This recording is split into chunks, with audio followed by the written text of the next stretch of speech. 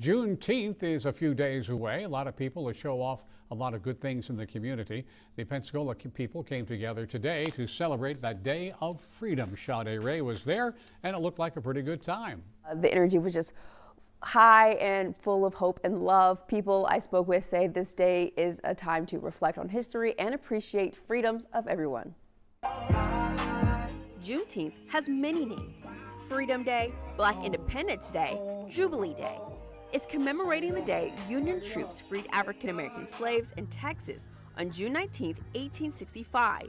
This was about 2.5 years after President Abraham Lincoln signed the Emancipation Proclamation. Philip Brown says his great-grandparents were slaves here in Pensacola. When the emancipation came, they were here when it happened. So my family actually go way back in Pensacola history. You know, they are part of Pensacola. Juneteenth became a federal holiday in 2021 when President Joe Biden signed the Juneteenth National Independence Day Act into law. Kimberly Watson is the president of the Watson Family Foundation.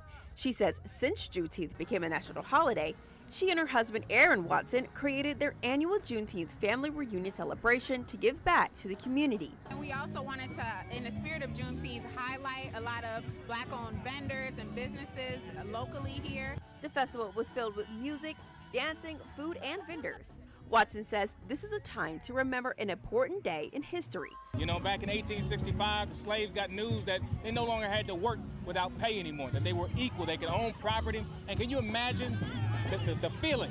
That's what we're here celebrating, is that feeling that our ancestors got when they received the good news of freedom. Watson says Juneteenth is for everyone of all walks of life to get together. And I think that's something that every American ought to celebrate, and that's why we're all out here doing just that. Pensacola does it big each year. Each year this event gets bigger and bigger, and we're happy to see it. Philip Brown says this is also a time to share family history, as his family did for him growing up. My family always, made sure you knew who and where you came from. So that's something that has been instilled in us, and we have instilled that in our children as well. Aaron Watson says he wants people to walk away from the Juneteenth event with a sense of pride. He says it's important to support each other.